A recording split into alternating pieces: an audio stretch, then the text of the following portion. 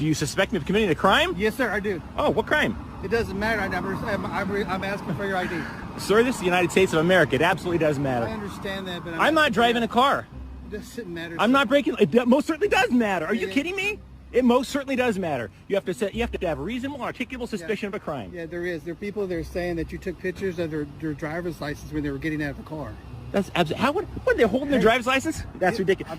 Sir, I'm standing out here. How can I get anybody's? Hey, listen to me. Hey, are you gonna argue with me, or are you? I have the whole thing on video. I haven't broken the law. I don't care. Even if I did do that, that's not against the law. Yes, it is. You're absolutely not. Personal information. Nope. I'm standing, sir. Are you kidding me? Hang on, are we in bizarro world? Hang on. Are you going to argue with me, or are we going to have a conversation? I'm not. Sir, am I being detained? Am I being detained? Yes, you're being detained. Okay. So just tone down your voice a little bit so we can have a conversation. Sir, you just accused me of, you suspect me of breaking the law, and you think standing out here, if somebody held up their driver's... With that camera, yes. Everybody, as many of you guys know, I'm a law enforcement trainer and instructor. I train and instruct military and law enforcement all over the country, all various law enforcement disciplines to include constitutional law, case law, patrol tactics, use of force, investigations, etc. And here in this video, we see a police chief clearly not understanding the jurisprudence necessary to do his job. He's very well, in my opinion, talking himself into a lawsuit. So we'll kind of look at that, because there's a lot of people out there that don't believe that officers lose qualified immunity, don't believe that officers get in trouble for this kind of stuff. And so I just kind of want to show, the truth and shed some light on what can happen. Again, I'm not saying it happens often enough. I'm not saying it happens overly often. I'm not here to, get into the weeds with it, but just know it absolutely can. And the courts have definitely upheld the loss of qualified immunity for officers acting outside their scope. And so here we see a police chief.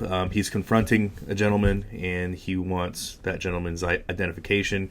And it seems like it springs up. There's a little bit of confusion, but if I'm getting the gist of this correctly, which I believe I am, you have a gentleman who is an auditor, activist, whatever you want to call it. He's recording everything he can in public, and so what it looks and what it appears to be is he's in a public parking lot, and he's videotaping everybody that parks. He's videotaping the person, their license plate. I don't think he was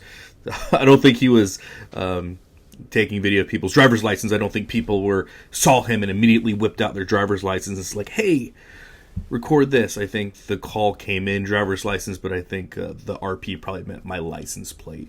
So that's what I'm gathering. I'm gathering that this person is exercising and flexing that First Amendment right to his freedom of speech and recording in public. So let's talk about the nuances of it, right? Let's get right into it. So interestingly enough, this is a police chief in the state of Texas, as you can see the patch that's on his shoulder.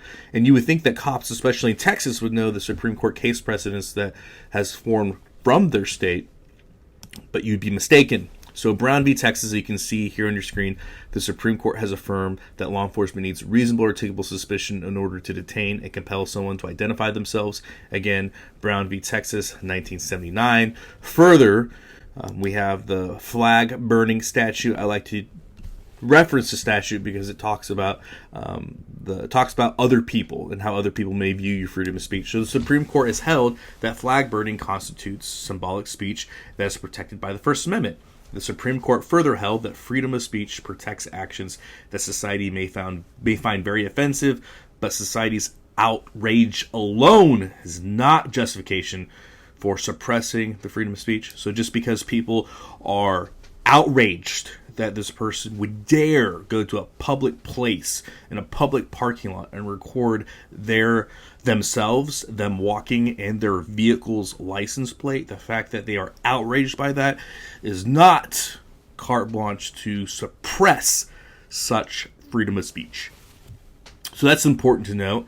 And then we'll go further here into Cohen v. California. Cohen v. California states must have a better reason to concern for general disturbing the peace when they ban a displaying explicitive in a public place. And so using some common sense here, which again is not so common, the idea that somebody is cursing or using expletives or displaying expletives in public, you need a better reason. The Supreme Court has said law enforcement, you need a better reason than that for disturbing the peace nexuses of crime, right? Somebody displaying an expletive in public space is not enough, law enforcement. And so if we take that same jurisprudence and common sense, if cursing in public is not enough, how are you going to criminalize doing this in public? Again, honest question, law enforcement. It's a scenario I go in my training. We go over the case law and again make the argument. So have them. I usually have whoever I'm training, talking to. I'll get a few volunteers. We'll have them sit on the stand and we will depose them, trying to figure out what it is that they're doing and what their justification is from a jurisprudence standpoint for taking action if they decide that they want to take that route. So again, from the common sense standpoint, again. What is going on here that is so egregious that we're able to seize people, we're able to take them into custody and force them and compel them to identify themselves? Again, honest questions here. The next thing that I think is really interesting, so we know that it appears the officer, the police chief, does not have that, right? It's very clear. He even stated that there's no crime. So we understand that the police chief, in his own admission, states that there is a crime, but we don't want to talk about it, and then kind of backtracks, right? And so what happens if the police officer, the police chief in this case, decided to make an arrest without actually having probable cause, right? What would happen? Well, we have a really good case study here, Connell v. Towns of Hudson, and here the police chief lost his qualified immunity. So a district court denied qualified immunity to a police chief who stopped a freelance photographer from taking pictures of a car accident because this recording was protected under the First Amendment. So let's just compare what we have here. We have somebody who is in a public place, in a public parking lot, recording everything he can in public, right? And then we have, in this case, and if you actually look this case up, a police chief is responding to a car accident in which there are fatalities, right? And there is a freelance photographer that's taking photos of the fatalities. So again, you have dead people in a car. I don't think that's the most moral thing. I think that there's something to be said for having common courtesy for those who've just passed away horrifically. But my opinion of that has nothing to do with what the Constitution says. And so again, you have a freelance photographer trying to get a hit piece, taking photos. Police chief tells him to knock it off. He doesn't. Police chief takes freelance photographer into custody.